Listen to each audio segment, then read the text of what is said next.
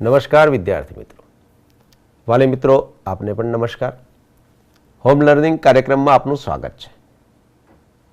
અત્યારે આપણે સૌ કોરોના મહામારીનો સામનો કરી રહ્યા છીએ અને આ કોરોના મહામારીથી બચવા માટે 3 મહત્વપૂર્ણ વાતો જે હંમેશા આપણે સૌએ યાદ રાખવાની છે.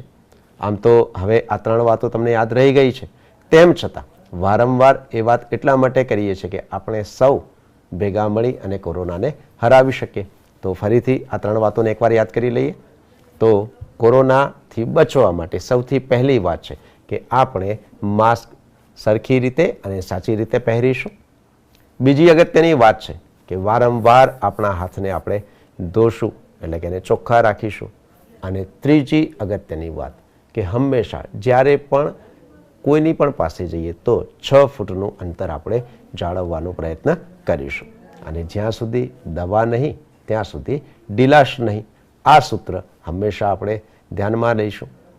તો આજના આપણા આ એપિસોડની શરૂઆત કરતાં પહેલાં કેટલીક પૂર્વના એપિસોડમાં આપણે જે પણ ચર્ચાઓ કરી છે એકવાર જરા જોઈ લઈએ. તો એકમ નંબર 14 અને બચ્ચું કહે, આ એકમમાં મૂળ આશય આપણો એવો છે કે બાળક જોડાક્ષરનો પરિચય કેળવે અને સાથે જ જોડાક્ષરનું સાચી રીતે ઉચ્ચારણ કરતો થાય અને સાથે જ તેનું માન્ય લેખન કરતાં પણ શીખે. અને હવે તો હું માનું છું કે ઘણા બધા મહાવરા પછી બાળક જોડાક્ષરનું સાચી રીતે ઉચ્ચારણ કરતા પણ થયા છે અને તેનું સાચું લેખન પણ કરતા શીખી ગયા હશે. આજના આ એપિસોડમાં આપણે આગળ વધતા જોડાક્ષરના લગતી જ કેટલીક જુદી જુદી પ્રવૃત્તિઓ અહીંયા કરવાના છીએ અને તે પ્રવૃત્તિઓના માધ્યમથી બાળકને જોડાક્ષરનું સાચું જ્ઞાન આપણે આપવાનો પ્રયત્ન કરવાના છે. વાલી મિત્રો, આપ સૌને પણ વિનંતી કે અહીંયાથી જે પણ પ્રવૃત્તિ બતાવવામાં આવે તે મુજબ જ આપ સતત આપના બાળકને એ પ્રવૃત્તિ કરાવતા રહો કે જેથી કરીને બાળક સરળતાથી ભાષાની આ બાબતો શીખી લે અને જ્યારે પણ તે ભાષામાં કામ કરતો હોય ત્યારે સરળતાથી તે અભિવ્યક્તિ પણ કરી શકે. તો આજે પહેલી જ પ્રવૃત્તિની શરૂઆત કરીશું. તો આમ તો આજની જે આ પ્રવૃત્તિ છે તેનો આશય એવો છે કે અત્યાર સુધીની પ્રવૃત્તિના માધ્યમથી બાળક જે કંઈ પણ શીખી ગયો છે તે એકવાર આપણે ફરીથી એને જોઈ લઈએ કે તમામ બાબતો બાળક સારી રીતે સમજી શક્યો છે અને તે મુજબ જ તેનું અનુસરણ પણ કરી રહ્યો છે. તો ચાલો આજની પહેલી પ્રવૃત્તિ આપણે અહીંયા જોઈશું. વિદ્યાર્થી મિત્રો, આપ અહીંયા જોઈ રહ્યા છો અને હવે તો તમારી પાસે પણ સ્વાધ્યાયન પોથી છે જ. અને અહીંયા જે સૂચના છે કે ભાઈ તમે શીખેલા શબ્દો લખો. હવે લખવાનું કઈ રીતે છે તે આપણે સારી રીતે શીખી ગયા છીએ અને સાથે જ અહીંયા એક શબ્દ પણ આપણને આપેલો છે અને શબ્દ છે બચ્ચું, જે આ પાઠમાં પણ છે કે ભાઈ બચ્ચું કહે. બરાબર ને? તો બચ્ચું અહીંયા લખેલો છે પણ બાકીના કોઈ જ શબ્દો અહીંયા આપેલા નથી. હવે તમને થશે તો આ બધી જગ્યામાં અમારે શું લખવાનું? દરેક જગ્યાએ બચ્ચું લખવાનું છે? તો ના, અહીંયા સૂચના ફરીથી એકવાર સમજી લઈએ. તમે શીખેલા શબ્દો લખો. તેનો અર્થ એવો થાય કે અહીંયા બચ્ચું સિવાયના તમે જે પણ શબ્દો શીખ્યા છો તે તમારે અહીંયા લખવાના થશે. જેમ કે આપણે ઘણા બધા શબ્દો શીખ્યા હતા, તેમાંથી એક શબ્દ હું અહીંયા લખું છું. બરાબર ધ્યાનથી જોજો અને તમારે જ વાંચવાનો છે.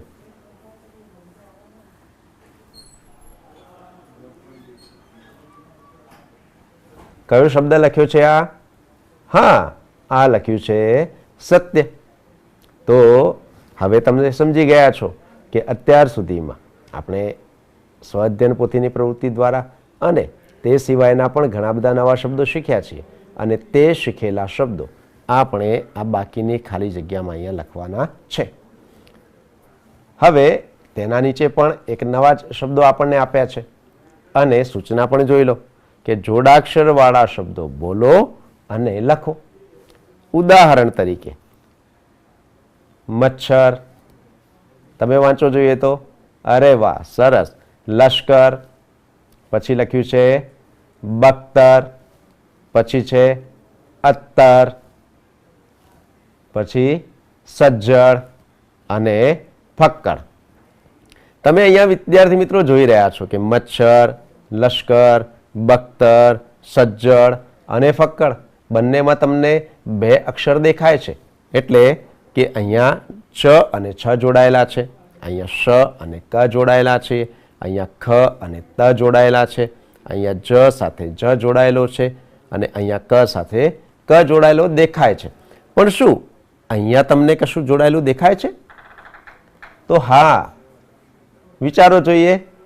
તમે પણ કહેશો કે ત દેખાય છે પણ બીજું કાંઈ છે નહીં. તો વિદ્યાર્થી મિત્રો અહીંયા જે તની આગળ એક પાંખું દેખાય છે એટલે કે અહીંયા તની સાથે ત જોડાયેલો છે. એટલા માટે તો આપણે આનો ઉચ્ચાર કરીશું અત્તર. ફરીથી એકવાર બોલો જોઈએ, અત્તર. અરે વાહ, સરસ. તો હવે તમે સમજી ગયા છો કે અહીંયા એટલે કે અહીંયા જે નીચે 6 શબ્દોની ખાલી જગ્યા આપી છે ત્યાં આવા જ જોડાક્ષરો આપણે લખવાના છે. જેમ કે અહીંયા લશ્કર લખ્યું છે, મચ્છર લખ્યું છે, તેવા જ બીજા શબ્દો આપણે આ ખાલી જગ્યામાં તમે જાતે લખશો. નીચેની સૂચના જોઈએ જરા. તો અહીંયા તો સરળ સૂચના છે અને સૂચના વાંચો જોઈએ. હા, વાંચો અને લખો. એટલે કે અહીંયા 5 વાક્યો આપ્યા છે. આ 5 વાક્યો આપણે જાતે વાંચવાના છે અને જાતે જ લખવાના છે. અને આ બધા જ વાક્યો તમે અહીંયા જોઈ રહ્યા છો તો સાદા છે. અહીંયા આપણને એક જોડાક્ષર જોવા મળી રહ્યો છે, અહીંયા પણ જોડાક્ષર જોવા મળી રહ્યો છે. તો બાકીના બધા જ વાક્યો તમે વાંચતા શીખી ગયા છો. આ વાક્ય વાંચી જોઈએ. નાનીને ઘેર જાવા દે. તમે વાર્તા પણ સાંભળી છે ને?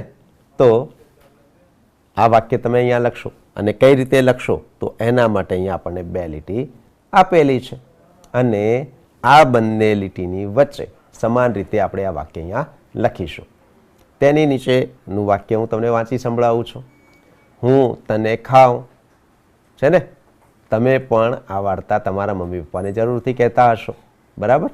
અને છેલ્લું વાક્ય લખ્યું છે એ વાંચી જોઈએ. ક્યાંય ઘેટાનું બચ્ચું દીઠું. તમને એમ થશે કે બધા જ વાક્યો સાદી રીતે, પણ આ વાક્ય આમ કેમ? તો એ તમે તમારા મમ્મી પપ્પા જોડે જરૂરથી ચર્ચા કરશો, બરાબર છે ને?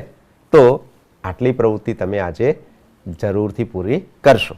તો વિદ્યાર્થી મિત્રો, અહીંયા આપણે જે પણ શબ્દો શીખ્યા છીએ અને તેનું લેખન આ પ્રવૃત્તિમાં કરવાનું છે તે અમે સાચી રીતે તમે હવે જાણી ગયા છો. આના પછી પણ કેટલીક જુદી પ્રવૃત્તિઓ આપણને આપવામાં આવેલી છે અને આ પ્રવૃત્તિ ખૂબ જ મજા આવે તેવી છે, કારણ કે તે પ્રવૃત્તિમાં જુદા જુદા અક્ષરોને જોડવાના છે અને એ જોડીને આપણે શબ્દોનું નિર્માણ કરવાનું છે. અહીંયા આવી 2 પ્રવૃત્તિ આપી છે તો ચાલો તે પ્રવૃત્તિ જોઈએ. વિદ્યાર્થી મિત્રો, અહીંયા તમે આ સૂચના જોઈ રહ્યા છો. વાલી મિત્રો, તમે પણ આ સૂચના જોઈ રહ્યા છો અને આ પ્રવૃત્તિમાં નવા શબ્દો બનાવીને લખો, બરાબર ને? પણ અહીંયા તમે જોઈ રહ્યા છો કે આપણને એક અક્ષર આપેલો છે અહીંયા ટ અને અહીંયા તમે જુઓ કે કેટલાક જોડાક્ષરો આપેલા છે જેમ કે સ્લે, પ્લે અને ફ્લે. અને આ તમામ જોડાક્ષરને આપણે ટ સાથે જોડતા જઈશું તો આપણને એક નવો શબ્દ મળશે. કયા કયા શબ્દો મળશે વિદ્યાર્થી મિત્રો? હા, પહેલો શબ્દ મળશે સ્લેટ છે ને? તમારે સ્લે નથી બોલવાનો, હવે સ્લેને ટ સાથે જોડીને શબ્દ બોલવાનો છે, સ્લેટ. બીજો શબ્દ મળશે પ્લેટ અને ત્રીજો શબ્દ મળે છે ફ્લેટ, બરાબર ને? આવા પણ બીજા કેટલાક જોડાક્ષરો છે કે જેને ટ સાથે આપણે જોડીએ તો આપણને નવા શબ્દો મળે. તો એ વિચારો જોઈએ એવા કયા કયા જોડાક્ષરો છે કે જેને આપણે ટ સાથે જોડીશું તો આપણને નવા શબ્દો મળશે. અને એવું પણ વિચારી શકાય કે અહીંયા ટની જગ્યાએ ડ હોય અથવા બીજો કોઈ પણ મૂળાક્ષર હોય તો તેને જોડીને આપણે નવા શબ્દો શું બનાવી શકીએ છીએ, અને જો બનાવી શકીએ છીએ તો એ કયા હશે? હવે તમે આ બધા જ જોડાક્ષરો એટલે કે આ બધા જ અક્ષરોને જોડીને જે પણ શબ્દ બને છે તે અહીંયા જરૂરથી લખજો. નીચેની પ્રવૃત્તિ જોઈએ.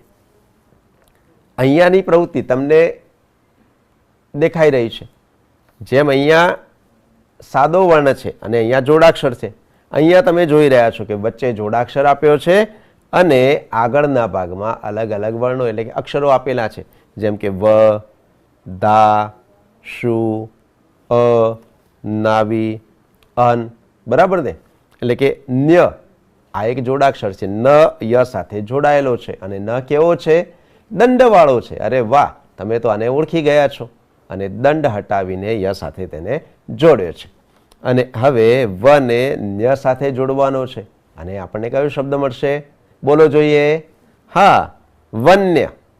સરસ. પછી ધાન્ય, ખૂબ સરસ. પછી શૂન્ય, અરે વાહ. અન્ય, પછી નાવીન્ય અને અનન્ય. છે ને? તમને એમ થશે કે આ તો એક જ અક્ષર છે, એટલે કે એક જ જોડાક્ષર છે, અને તેની સાથે જેમ જેમ આપણે જુદા જુદા અક્ષરો અથવા શબ્દો જોડતા જઈએ છીએ અથવા શબ્દાંશ જોડીએ છીએ તો આપણને એક નવો શબ્દ મળે છે. અને પાછું આ બધા જ શબ્દોના જુદા જુદા અર્થ પણ થાય છે, જેમ કે વન્ય એટલે વનમાંથી મળવાવાળું, ધાન્ય એટલે અનાજ, શૂન્ય, શૂન્યને તો તમે સારી રીતે ઓળખો જ છો, અન્ય એટલે કે બીજું કોઈ, નાવીન્ય એટલે કે નવું, અને અનન્ય. તો છે ને, એનો મતલબ એવો થાય કે કોઈ પણ અક્ષરને કોઈ પણ અક્ષર સાથે જોડી દઈએ તો શબ્દ મળતો નથી. એના માટે પણ આપણે કેટલીક બાબતો ધ્યાનમાં લેવી પડશે. તે તમારા મમ્મી પપ્પા તમને જરૂરથી શીખવશે. નીચેની પ્રવૃત્તિ જોઈએ. તો જેમ આપણે અગાઉ શીખી ગયા તેવી જ પ્રવૃત્તિ અહીંયા કરવાની છે, પણ આ પ્રવૃત્તિ પણ તમે જાતે જ કરવાના છો. તો વાલી મિત્રો, આ પ્રવૃત્તિમાં તમે સમજી ગયા છો કે બાળકને જુદા જુદા અક્ષરો આપવાના છે અને જોડાક્ષર આપવાના છે, અને તેને જોડીને બાળક નવા શબ્દો બનાવતા શીખે. અને મૂળ આશય તો આપણો એવો જ છે કે બાળક જોડાક્ષરનો સાચી રીતે ઉપયોગ કરતો થાય અને ઉચ્ચારણ કરે અને લખતા પણ શીખી જાય. તો તમારી જોડે અપેક્ષા એવી છે કે તમે આવી જુદી જુદી પ્રવૃત્તિ જરૂરથી બાળકોને કરાવશો. આવો હવે આગળની પ્રવૃત્તિ તરફ વધીશું. તો જોઈએ આગળની પ્રવૃત્તિ. વિદ્યાર્થી મિત્રો અને વાલી મિત્રો, અહીંયા તમે જે પ્રવૃત્તિ જોઈ રહ્યા છો તેમાં કે આ ચિત્ર શાનું છે? તો આ ચોખા છે. એટલે કે ચોખા શું છે? અનાજ છે. અને અનાજ છે માટે અનાજના ખાનામાં ટીક કર્યું છે, એટલે કે ખરાની નિશાની કરી છે.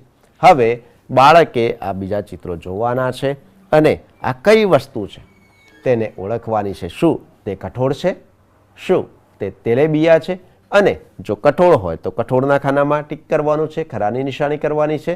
જો અનાજ હોય તો અનાજના ખાનામાં ખરાની નિશાની કરવાની છે, અને જો તેલેબિયા હોય તો તેલેબિયાના ખાનામાં ખરાની નિશાની કરવાની છે. આવો આપણે એકાદ બે વસ્તુ વિશે અહીંયા જોઈ લઈએ. જેમ કે અહીંયા જે ચિત્રમાં આપણને દેખાઈ રહી છે તે શું છે? અનાજ છે, કઠોળ છે કે તેલીબિયા છે? બાળકો જોવો તો હા, તમે આને સારી રીતે ઓળખો છો. અરે વાહ, આ છે મકાઈ. હા, તમારો જવાબ બિલકુલ સાચો છે. પરંતુ હવે આપણે અહીંયા એ નક્કી કરવાનું છે કે આ મકાઈ એ શું છે? મકાઈને શું કહેવાય? અનાજ કહેવાય, કઠોળ કહેવાય કે તેલીબિયા કહેવાય? અને જો તમે નથી જાણતા તો તમારે જાણવાનું છે. તો હા, તમે હવે તમારા મમ્મી પપ્પાની પણ આમાં મદદ લઈ શકો છો. હું આનો જવાબ તમને અહીંયા બતાવું છું, પરંતુ બાકીના જવાબો તમારે જાતે જ આપવાના છે. તો મકાઈને આપણે કહીશું અનાજ.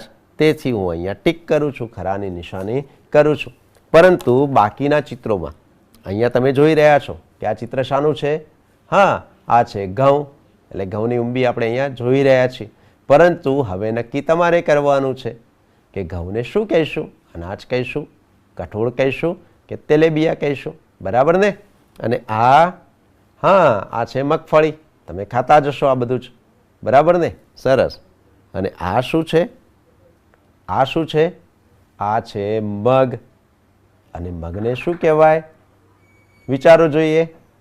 હા, હવે વિચાર્યા પછી તમારે આની સામે આપેલા 3 ખાના પૈકી સાચા જ ખાનામાં શું કરવાનું છે? ખરાની નિશાની કરવાની છે. અને આ ચિત્ર શું છે? હા, આ ચિત્ર છે ચણા, બરાબર ને, અને આ છે તુવર. તો હવે આ બધા જ ચિત્રોને ઓળખવાના છે અને ઓળખ્યા પછી અનાજ, કઠોળ અને તેલેબિયામાં આ બધાનું શું કરવાનું છે? વર્ગીકરણ. એટલે કે જે પણ વસ્તુ આમાંથી જે કહેવાય અનાજ, કઠોળ, તેલેબિયા, તેની સામે તમારે ખરાની નિશાની કરવાની છે. તો વાલી મિત્રો, તમે અહીંયા પ્રવૃત્તિ જોઈ, તમને પણ થયું હશે કે આપણે તો જોડાક્ષર શીખીએ છીએ અને એની વચ્ચે આ પાછું અનાજ, કઠોળ અને તેલેબિયાની વાત ક્યાંથી આવી? તો આપણે ભાષાની સાથે સાથે પર્યાવરણની પણ કેટલીક વાતો અહીંયા શીખી રહ્યા છીએ, સમજી રહ્યા છીએ. અને બાળક નાનપણથી જ આ બધા જ અનાજ, કઠોળ અને તેલેબિયાનો પરિચય કેળવે તે આપણા માટે પણ એટલું જ જરૂરી છે, કારણ કે તેની ઓળખ આપણને સૌને હોવી જરૂરી છે. અહીંયા કેટલાક જ ઉદાહરણ આપને આપ્યા છે અને તમારી આસપાસ અથવા તમારા ઘરમાં પણ તમે જુદા જુદા પ્રકારના અનાજ, તેલેબિયા અને કઠોળનો રોજબરોજના જીવનમાં ઉપયોગ કરતા હશો. તો તમે આ સિવાયના કઠોળ, અનાજ અને તેલેબિયા પણ તમારા બાળકને બતાવી શકો છો. તેની સાચી ઓળખ તેમને કરાવી શકો છો કે ભાઈ આને અનાજ કહેવાય, આને કઠોળ કહેવાય અને આને તેલેબિયા કહેવાય. અને આ તમામ વસ્તુનો આપણે ખોરાકમાં પણ ઉપયોગ કરીએ છીએ. તો ચોક્કસ આ પ્રવૃત્તિ તમે તમારા બાળકને કરાવજો. વિદ્યાર્થી મિત્રો, અહીંયા આપ જોઈ રહ્યા છો અને સૂચના છે નામ લખો.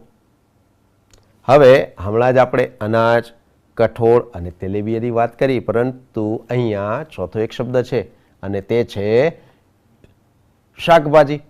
તમે બધા જરૂરથી શાકભાજી ખાતા હશો, ભાવે છે ને? હવે આપણે તો અહીંયા કેટલાક અનાજ જોયા, તેલેબિયા પણ જોયા, કઠોળ પણ જોયા અને શાકભાજી તો તમે ઓળખો જ છો. તો હવે તમારે તેની સામે આપેલી જગ્યામાં એટલે કે અહીંયા 1, 2 અને 3 અનાજ લખવાના થશે. તેવી જ રીતે 3 કઠોળ લખવાના થશે.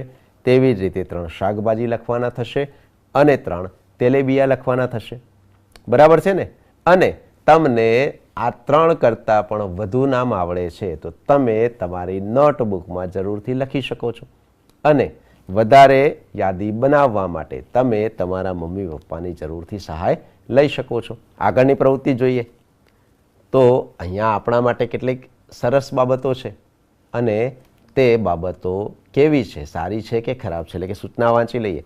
ખોરાક લેવા અંગેની સારી ટેવની સામે ખરાની કરો અને ખરાબ ટેવ સામે ખોટાની નિશાની કરો.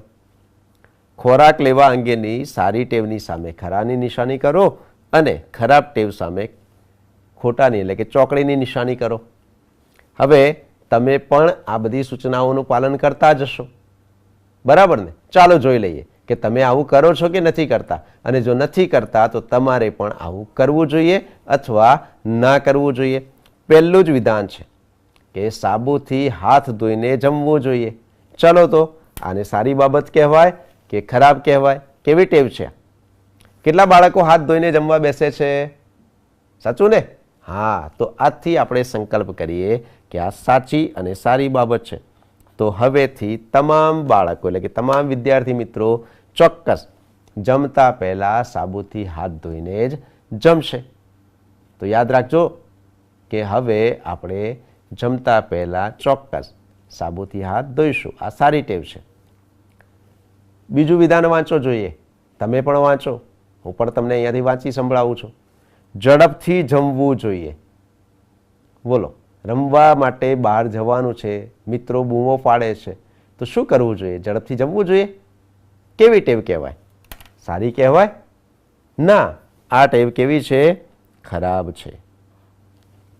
એટલે બહાર રમવાની ઉતાવળમાં ક્યારેય ઝડપથી જમવું જોઈએ નહીં. જમવાનું હંમેશા શાંતિથી ચાવી ચાવીને જમવું જોઈએ. એટલે કે તેમાં ઉતાવળ કરીએ તો ચોક્કસ આપણને નુકસાન થાય છે. તો વિદ્યાર્થી મિત્રો, હવે તમારે પણ ધ્યાનમાં રાખવાનું છે કે જ્યારે પણ તમે જમવા બેસો છો તો એકદમ શાંતિથી તમે જમશો. ત્રીજું વિધાન જોઈએ. ખોરાક ખૂબ ચાવીને ખાવો જોઈએ. હવે આ બધા જ ખાના તમારે પૂરવાના છે. તો હમણાં જ આપણે વાત કરી કે ઝડપથી જમવું જોઈએ. જો ઝડપથી જમો છો તો ખોરાક ખૂબ ચાવીને ખાઈ શકાતો નથી, તમે ઉતારી દો છો. બરાબર ને? માટે આ પણ કેવી ટેવ છે? સારી ટેવ છે. પલાઠી વાળીને શાંતિથી જમવું જોઈએ. તમે પણ એ રીતે જમતા હશો, છે ને? તો આ પણ કેવી ટેવ છે? સારી ટેવ છે. ફક્ત કઠોળ જ ખાવા જોઈએ. આપણે હમણાં અનાજ, કઠોળ, તેલેબિયા, શાકભાજી આ બધા જોઈ ગયા. અને શું તમે એકલા કઠોળ ખાઓ છો? અને શું એકલા કઠોળ જ ખાવા જોઈએ? તો ના, આપણો આહાર સમતોલ હોવો જોઈએ, કે તેમાં કઠોળ પણ હોવા જોઈએ, અનાજ પણ હોવું જોઈએ, તેલેબિયા પણ હોવા જોઈએ અને શાકભાજી પણ હોવા જોઈએ. તો એકલા કઠોળ ખાવા એટલે કે ફક્ત કઠોળ ખાવા જોઈએ તે સારી ટેવ કહી શકાય નહીં. છઠ્ઠું વિધાન એવું છે કે શાકભાજી ધોઈને વાપરવા જોઈએ. એકદમ સાચી વાત છે કે જ્યારે પણ તમે શાકભાજીનો ઉપયોગ કરો છો ત્યારે તેને જરૂરથી ધોવા જોઈએ, જેથી કરીને તેની ઉપર રહેલા કોઈ પણ સૂક્ષ્મજીવો, બેક્ટેરિયા આપણા શરીરમાં જાય નહીં અને આપણે માંદા ના પડીએ. તો આપણે આ બધી સાવચેતીઓ જરૂરથી રાખીશું. અને સાતમું છે, અનાજ કાચું ખાવું જોઈએ. વિચારો જોઈએ, કાચું અનાજ ખાઈ શકાય ખરું? તો ના ખાઈ શકાય. તો અનાજ ક્યારેય કાચું ખાવું જોઈએ નહીં. અને જો તમે ખાતા હો તો આ તમારી ટેવ કેવી કહી શકાય? ખરાબ ટેવ કહી શકાય. તો ચોક્કસથી તમે આ બાબત હવે ધ્યાનમાં રાખજો. તો વિદ્યાર્થી મિત્રો અને વાલી મિત્રો, અહીંયા આ જે પણ પ્રવૃત્તિ આપણે અહીંયા જોવાનો પ્રયત્ન કર્યો તે આપણા જીવન વ્યવહાર એટલે કે પર્યાવરણ સાથે સંકળાયેલી છે. વિદ્યાર્થી મિત્રો, હવે હું માનું છું કે તમે ખાવા માટે એટલે કે તમે જ્યારે પણ જમવા બેસશો તો આ તમામ સારી ટેવોનો અમલ ફરજિયાત કરશો અને ખરાબ ટેવો ક્યારેય તમારા જીવનમાં નહીં ઉતારો. તો આ પ્રવૃત્તિ પછી ફરીથી આગળની પ્રવૃત્તિ તરફ આપણે આગળ વધવાના છીએ અને આ આગળની પ્રવૃત્તિમાં એટલે કે આના પછીની પ્રવૃત્તિમાં ફરીથી આપણે જોડાક્ષરના કેટલાક ઉદાહરણ જોવાના છીએ. તો ચાલો એના માટે તૈયાર થઈ જાઓ અને આગળની પ્રવૃત્તિ આપણે જોઈશું.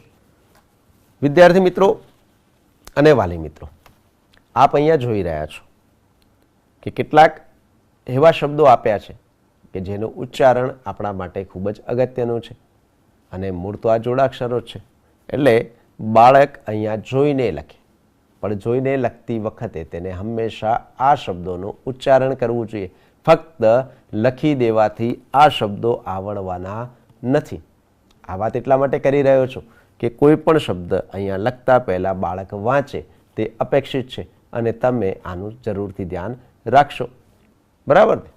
તો વાલી મિત્રો અને વિદ્યાર્થી મિત્રો, તમે હજુ પણ આવા વધુ શબ્દોનો અભ્યાસ જરૂરથી કરશો. નીચે કેટલાક વાક્યો આપેલા છે, એને જોઈ લઈએ. અહીંયા પણ સૂચના વાંચી લઈએ. જોઈને લખો એટલે કે વાક્ય જોવાના છે અને લખવાના છે. વિદ્યાર્થી મિત્રો, અહીંયા જોઈને લખો. તમને એકવાર આ ફકરો વાંચીને સંભળાવું છું, બરાબર ધ્યાનથી સાંભળજો. મેદાનના પથ્થરો વીણી એને ચોખ્ખું ચટ કરી દીધા પછી સૌ બાળકો ત્યાં કબડ્ડી રમવા માંડ્યા. કલ્પેશે કહ્યું, 2 પાટા વચ્ચેનું માપ સરખું નથી લાગતું. અલ્પેશે કહ્યું, માપ પટ્ટી લાવીને માપી લઈએ. બરાબર ને? તો અહીંયા પણ તમે જોઈ રહ્યા છો ફરીથી કે ભાઈ પથ્થરો, ચોખ્ખું, ચટ, કબડ્ડી, કલ્પેશ, વચ્ચે, અલ્પેશ, માપપટ્ટી. તો આ બધા જ શું છે? જોડાક્ષરો છે. અને હવે તો આ બધા જોડાક્ષરોને તમે સારી રીતે વાંચતા શીખી ગયા છો. અને બીજી એક વાત કે જ્યારે પણ તમે વાક્ય લખો છો ત્યારે તમે અહીંયાથી શરૂ કરશો અને અહીંયા લખતા લખતા આગળ વધશો. જ્યાં સુધી આ લીટી પૂરી થાય ત્યાં સુધી તમે આમાંથી જેટલા પણ શબ્દો લખી શકો તે અહીંયા લખવાના છે અને ત્યારબાદ તમારે નીચે ઉતરવાનું છે. આ લીટી પૂરી થાય પછી તમે નીચેની લીટીમાં લખજો. બરાબર ને? નીચેની પ્રવૃત્તિ જોઈ લઈએ. ઉદાહરણ મુજબ લખો. અહીંયા હવે એક વિશેષ પ્રવૃત્તિ આપી છે, તમે જોઈ રહ્યા છો. અને ઉદાહરણ જોઈ લઈએ પહેલાં. ચડ્ડી, તો ચડ્ડી કાપડની બને છે. બરાબર ને? નીચે કેટલાક શબ્દો આપ્યા છે, પથ્થર, ચક્કર, મમ્મી, પપ્પા. પરંતુ વાક્યો કોણ લખશે? તો આપણે લખવાના છે. એટલે કે વિદ્યાર્થી મિત્રો તમારે લખવાના છે. સમજી રહ્યા છો ને? અહીંયા પથ્થર શબ્દનો ઉપયોગ કરીને તમારે એક વાક્ય બનાવવાનું છે. જેમ કે એક વાક્ય હું અહીંયા તમને સંભળાવું છું. રસ્તામાં પથ્થર પડેલો છે. પથ્થર ખૂબ જ મોટો છે. બરાબર ને? પરંતુ આવા જ વાક્યો તમારે જાતે બનાવવાના છે અને અહીંયા લખવાનો પ્રયત્ન કરવાનો છે. તો વિદ્યાર્થી મિત્રો અને વાલી મિત્રો, આપણે આજની આ પ્રવૃત્તિમાં જોડાક્ષરોને જુદી જુદી રીતે ઓળખવાનો, તેને લખવાનો અને તે શબ્દોનો ઉપયોગ કરીને વાક્ય બનાવવાની જુદી જુદી પ્રવૃત્તિ અહીંયા જોઈ છે. આપને પણ વિનંતી છે કે આપ આવી જુદી જુદી, અહીંયા તો કેટલાક ઉદાહરણ આપ્યા છે, પરંતુ તે સિવાયની પણ જુદી જુદી પ્રવૃત્તિઓ દ્વારા બાળકોને આ જોડાક્ષરોનું સાચું ઉચ્ચારણ અને લેખન કરતા આપણે શીખવીએ. સાથે જ જમવાની ટેવો, જુદા જુદા અનાજ, તેલેબિયા અને કઠોળની ઓળખ, શાકભાજીની ઓળખની પ્રવૃત્તિ પણ અહીંયા આપવામાં આવી છે. બાળક આ બાબતોથી માહિતગાર રહે અને સાથે જ તેના જીવનમાં શું ટેવોનું ઘડતર થાય તે બાબત આપણે હંમેશા ધ્યાનમાં લઈશું. અને આ એકમમાં જેટલી પણ પ્રવૃત્તિઓ કરાવી છે તેથી વિશેષ પ્રવૃત્તિઓ તમે પણ તમારા બાળકોને કરાવશો. ફરીથી મળીશું. ત્યાં સુધી ઘરે રહીએ, સુરક્ષિત રહીએ. ધન્યવાદ.